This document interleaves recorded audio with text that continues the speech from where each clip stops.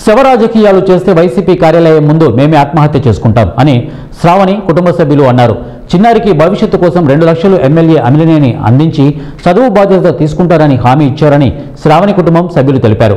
శ్రావణి మృతదేహాన్ని రోడ్డు మీద ఉంచి ధర్నా చేద్దాం అని వైసీపీ మహిళా నాయకుల్ని పంపారు. మేము అందుకు అంగీకరించలేదని అన్నారు. కుటుంబ విలువల్ని తుంగలో తొక్కి రంగయ్య శవ రాజకీయాలు చేస్తున్నారని వైపీ రమేష్ మండిపడ్డారు. కళ్యాణదుర్గం పట్టణంలో వైసీపీ ఇన్ఛార్జి రంగయ్య శవ రాజకీయాలు చేస్తున్నాడు. మా అమ్మాయి చావును తన రాజకీయ ప్రయోజనాలకు వాడుతున్నాడు. వైసీపీ కార్యాలయం ముందుకు వచ్చి ఆత్మహత్య చేసుకుంటాము, మా శవాలతో కూడా రాజకీయం చేసుకోండి అంటూ శ్రావణి తల్లిదండ్రులు నాగరాజు, రామాంజనమ్మ వాపోయారు. మీడియాలో డబ్బులు తీసుకుని లొంగిపోయారు అంటూ శ్రావణి కుటుంబ సభ్యుల మీద చేసిన వ్యాఖ్యలతో నేడు శ్రావణి తల్లిదండ్రులు, బంధువులు, రాష్ట్ర Valmiki corporation director YP Ramesh media సమావేశంలో మాట్లాడారు. ఈ సందర్భంగా శ్రావణి తండ్రి నాగరాజు మాట్లాడుతూ కుమార్తె చనిపోయిన రోజు వైసీపీ నాయకులు చాలా మంది మమ్మల్ని ప్రలోభ పెట్టేందుకు ప్రయత్నించారు. అయితే వారి మాటలు వినలేదని అన్నారు. ఏకంగా మహిళా నాయకులు కొంతమంది మహిళా సంఘాల వారిని పంపి టీడీపీ వారి మీద కేసులు పెట్టేందుకు మృతదేహాన్ని రోడ్డుపైన ఉంచి ధర్నా చేద్దామంటూ చెప్పినా మేము పట్టించుకోలేదని అన్నారు. నేడు తిరిగి రంగయ్య వల్ల మా కుటుంబాన్ని చులకనగా చూస్తున్నారని, ఏకంగా డబ్బులు తీసుకుని రాజీ అయ్యామని బ్రోకర్లుగా చూస్తున్నారని, ఇక మా కుటుంబాన్ని మీడియా ముందుకు తీసుకువచ్చి మమ్మల్ని ఇబ్బంది పెడితే మేమే వైసీపీ కార్యాలయం ముందు ఆత్మహత్య చేసుకుంటామని, మా సేవలతో కూడా రాజకీయం చేసుకోవాలని రంగయ్యపై విరుచుకుపడ్డారు. మా అమ్మాయి ఆత్మహత్య వల్ల అనాథగా మారిన చిన్నారికి భవిష్యత్తు బాగుండాలనే ఉద్దేశంతో చిన్నారి పేరు మీద 2 లక్షల రూపాయలను MLA Amilineni Surendra Babu fixed deposit చేశారని, చిన్నారి చదువు బాధ్యత కూడా తీసుకుంటామని చెప్పారని తెలిపారు.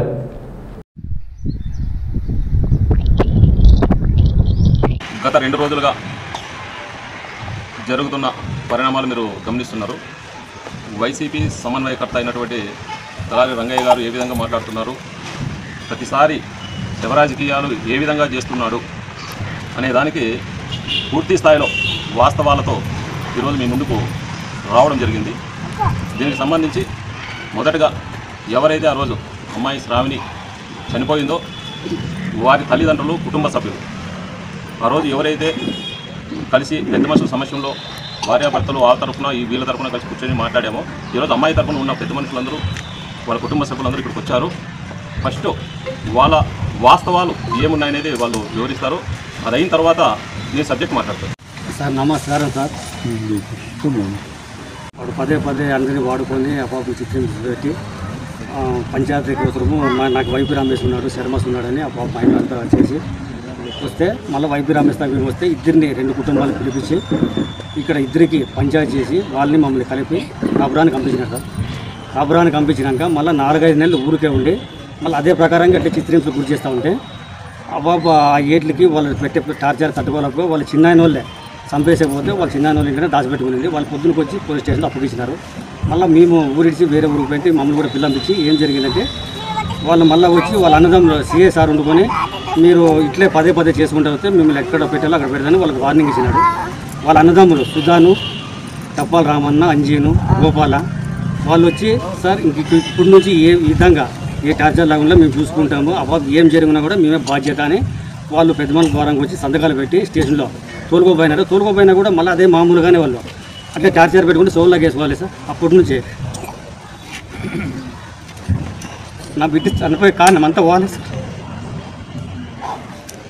వాళ్ళు వచ్చినారు. వచ్చి ఏమో ఎట్లా ఏం జరిగిందంటే ఏమో సార్ తెలీదు, మాకు న్యాయం చేయండి, ఎవరైనా కానీ న్యాయం చేయండి అని అడిగినాం సార్. మీరు బయట మాకు పాప చనిపోయింది బయటకు వచ్చి మేము ఇక్కడ పోలేదు సార్. వచ్చి శవ రాజకీయాలు చేస్తున్నారు.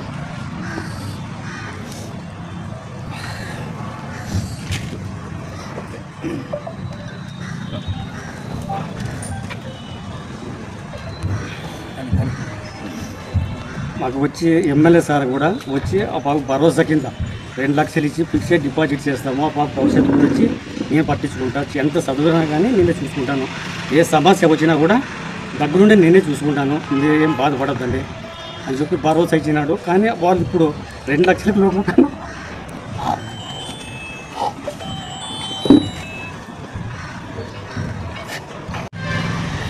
2 లక్షలకు లొంగిపోయినారు అన్ని. వాళ్ళు పదే పదే ఉన్నారు సార్.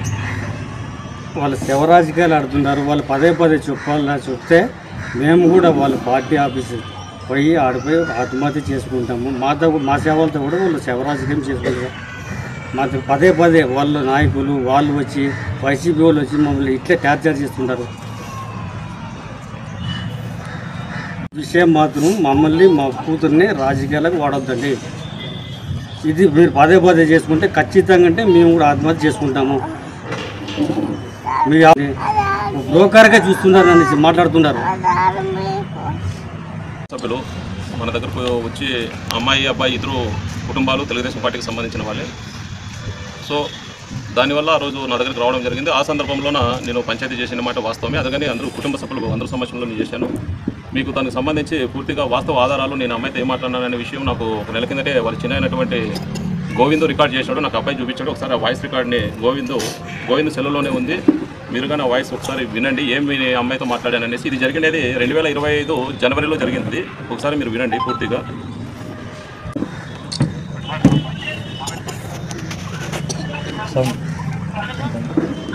కాదమ్మా, ఇన్ని రోజులే ఉన్నావు, ఇంకొక వారం రోజులు 13-14 తేదీలో పోయేస్తారండి. పొద్దున మాట్లాడినాను ఆల్రెడీ.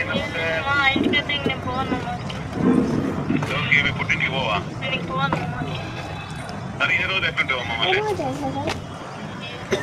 ఇన్ని రోజులు ఉండే ఇంకో వారం రోజులకి ఏమవుతుందమ్మా? 13-14 మళ్ళా పోయి వచ్చిన తర్వాత నేను కూర్చోబెట్టుకొని మాట్లాడొద్దా? గట్టిగా గదరికి వచ్చినప్పుడైతే తిట్టేకి రాదు, మాకు మీద ఉంటాడు కాబట్టి. నేను పొద్దునగానే మాట్లాడినాను. 13-14 పోయిస్తానండి. మాకు పోయించాక నేను కూర్చోబెట్టి మాట్లాడి సెటిల్ చేస్తాను కదా. ఆయన ఏమన్నా మాట్లాడి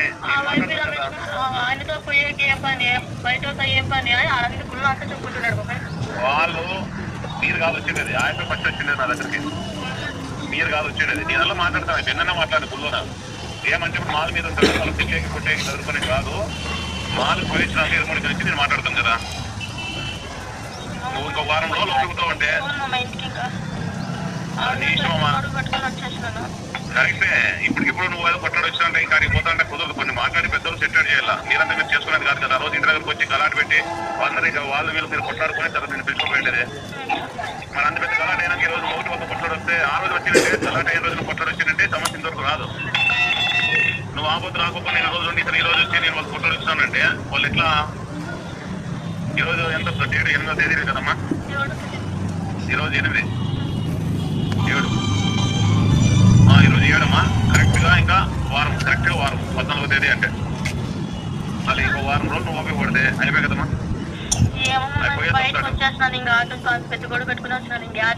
సరే, నువ్వేమో మనం పోయినప్పుడు ఈడే ఉండి పోయింది ఇంట్లో నాకేం అభ్యంతరం లేదు. కానీ ఇంకో వారం రోజులు ఉంటే కన్నా సెటిల్ అవుతుంది.